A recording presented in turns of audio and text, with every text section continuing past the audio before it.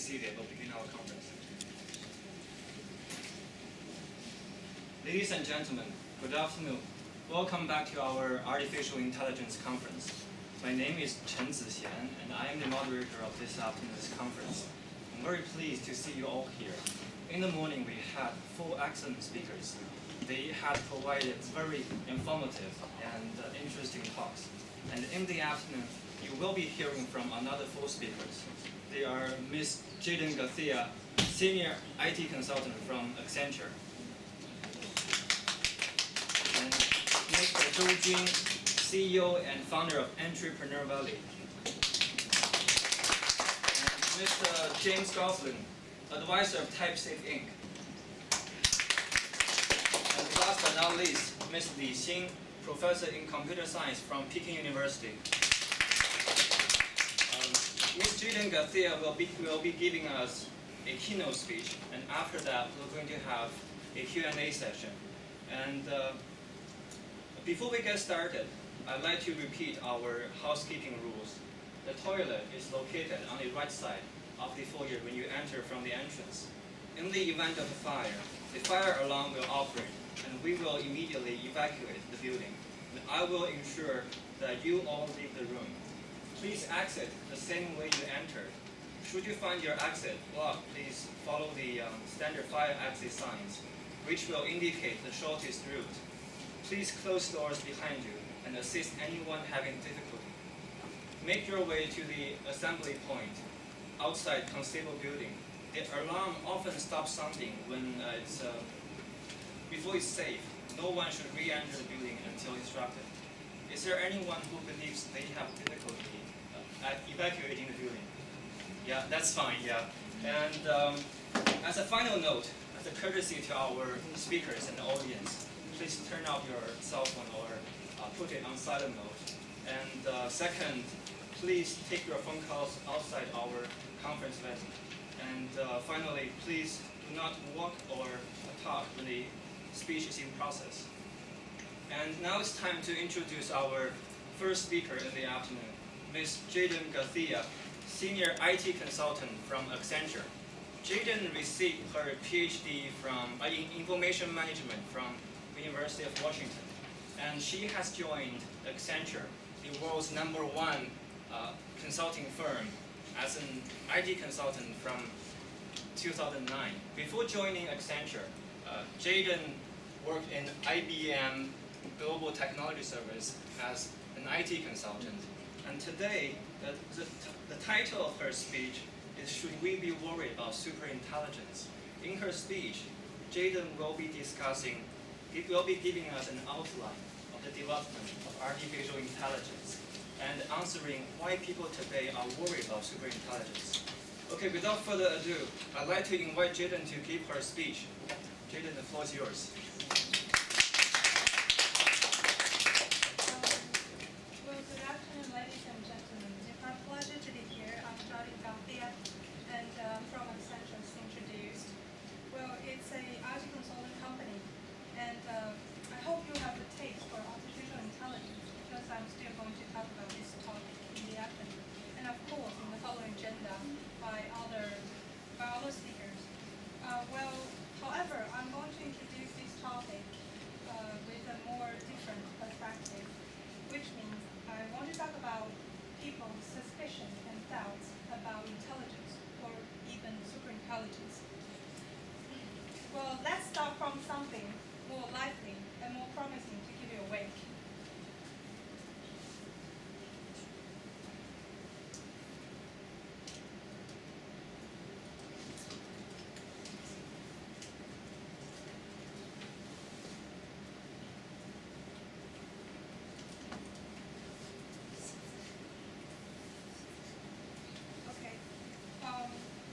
These are products of Amazon and Google, as you might recognize.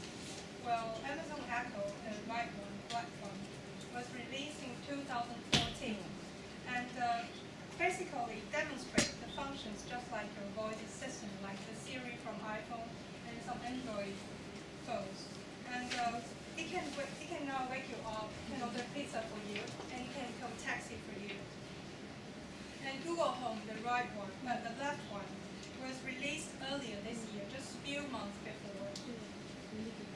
It is basically a better version than its rival, the Amazon Echo, and especially about controlling your smart home devices. And these products will make us think, what phase are we really on Earth in for AI? Because we already have these so outstanding products that can help our life with artificial intelligence. And have we reached super intelligence already? Well, this timeline shows us the history and prediction by some experts of AI development. And compared to the period, evolved from ground zero, which means there was no AI at the beginning, and to the period that we have intelligence of mouse and chimpanzee artificial intelligence. This period is actually longer compared to the period from the village idiot to Ed Wheaton. And Ed Wheaton is one of the most outstanding cases in modern world, just like a modern Einstein. And some even predict that after reaching the level of artificial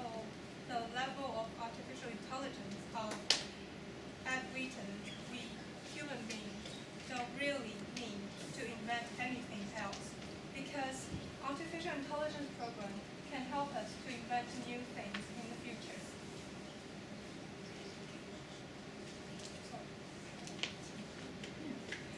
When we put this into a larger time scale, we found that let's assume the Earth was created 1 year ago, but the human species would be only 10 minutes old, and the industrial era just started 2 seconds ago.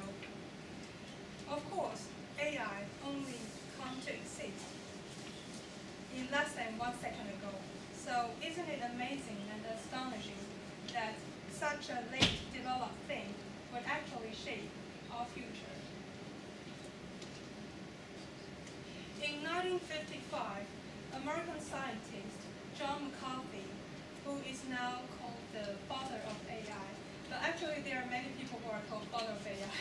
Well, he coined the term artificial intelligence, and as a science and engineering of making intelligent machines, especially intelligent computer programs.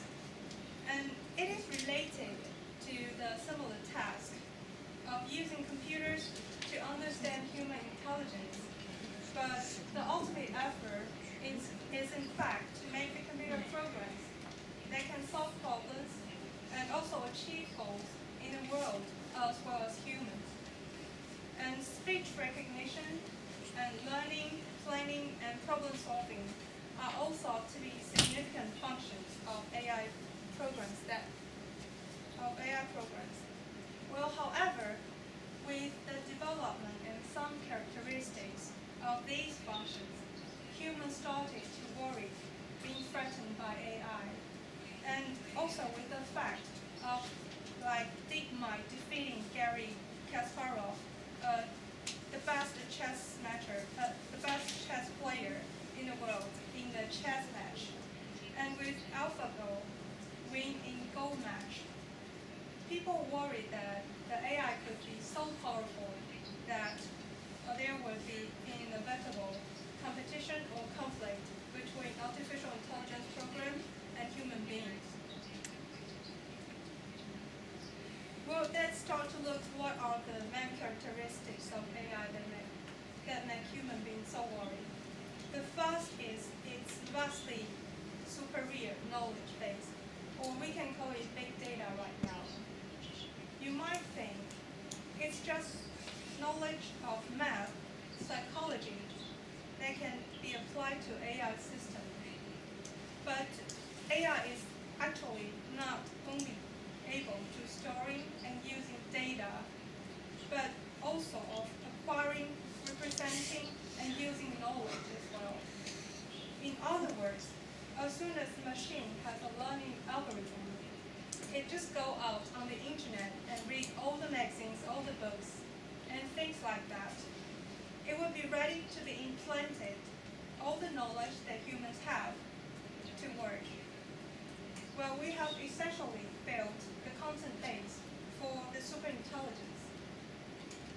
In terms of feeding AI program data, when people are interacting, say, with their newsfeed on Facebook, I believe most of you have done so before, they're actually interacting with the algorithm and deciding what they get to see based on what they liked before, what they clicked like on Facebook before. And this is what we also call the filter bubble. And this filter bubble has sort of a self-reinforcing effect, which means the algorithm is kind of in control of the environment you can see. So next time when you click some news of Time magazine, then the next time you log into your Facebook, you will automatically see the news of Time magazine because the algorithm of Facebook just automatically catch what is your favorite news. Next characteristic about artificial intelligence is in fact its speed. Computer components already greatly surpass human performance in terms of speed.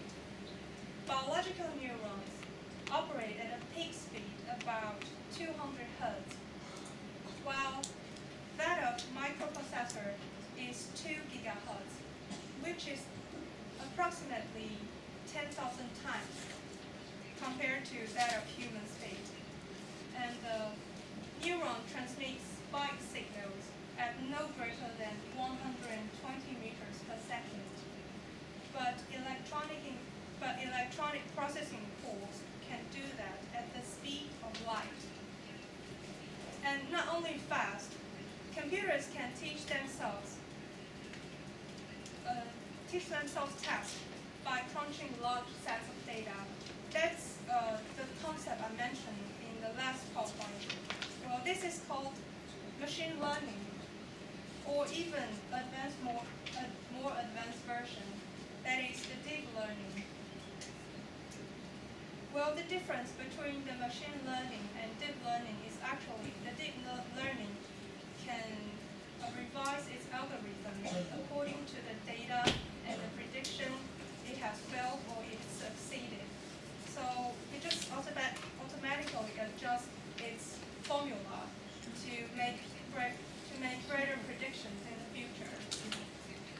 And this chart actually shows the performance of machines using AI programs compared with the professional human tester employing a selection of games.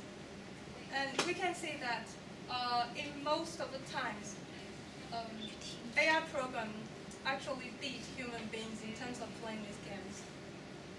And well, the point is, both sides were not given any information about the rules of the game beforehand. So, which means, just like humans, machines infer how to play these games by watching the screen and the scores, and figuring out the concept like alien or pull-up by itself. Well, and machine intelligence, the third characteristic, is actually transforming the enterprise, industries, and humans alike. These listed companies above, in fact, using machine intelligence methods as a defining part of their technology. Machine intelligence is enabling applications we already expect, like automatic assistants, like I just said, like Amazon Echo, and adorable robots, and identifying people in images like Google. However, it's also doing something unexpected, like protecting children from sex trafficking, reducing chemical content in the lettuce we eat, and helping us buy shoes online that actually fit our feet more precisely, and destroyed 80s classic video games.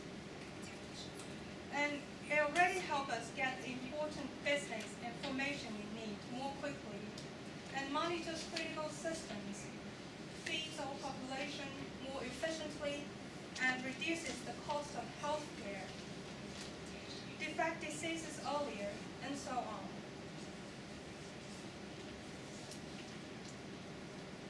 So let's come to the phase of why people are so worried.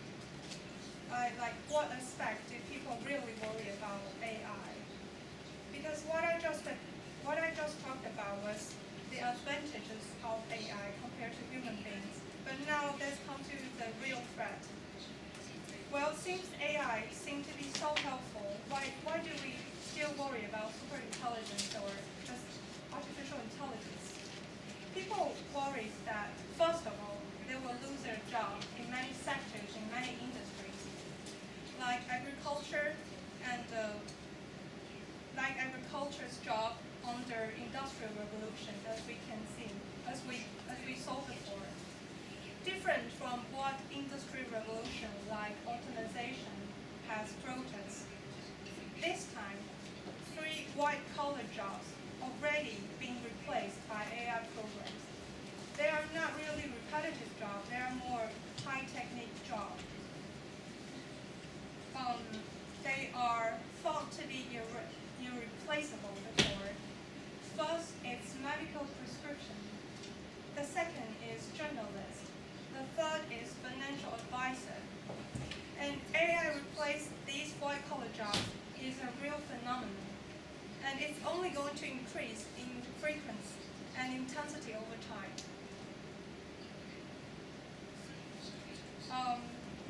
Second, as AI programs become more and more like humans, there are abundant film and TV works trying to provide vivid demonstration and positive, even negative, imagery of the future AI works, like this one.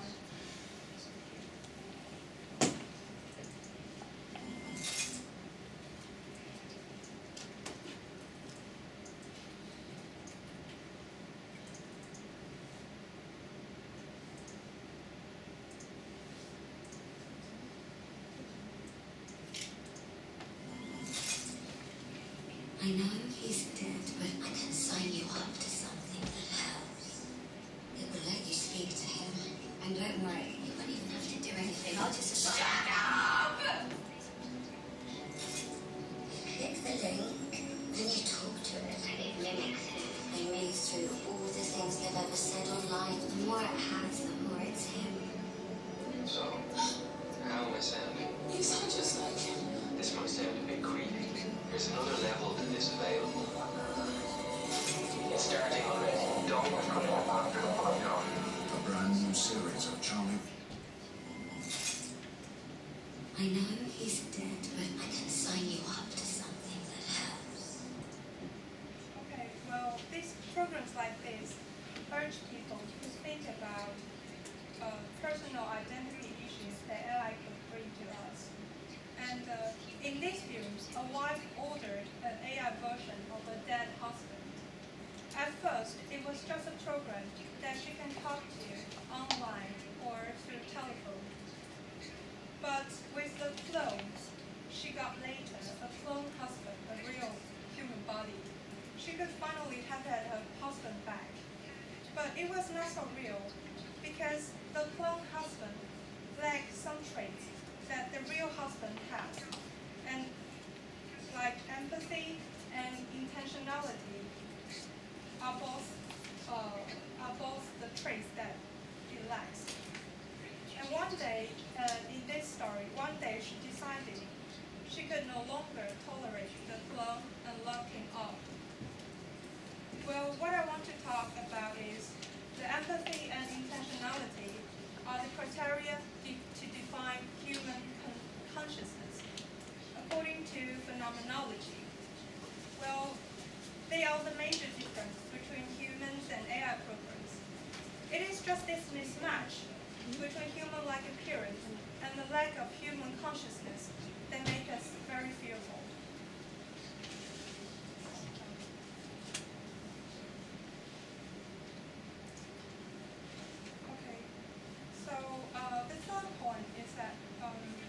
just like releasing energy is so easy, containing the energy safely is very difficult. And it's the same when it comes to artificial intelligence. There seem to be three basic ethical concerns: accurately interpreting human meaning, the trust required, and the potential for financial fallout. Some of you may have noticed this news. Microsoft AI chatbot, Tay, it's on the screen, Tay, T-A-Y, was taken offline after 16 hours of its launch.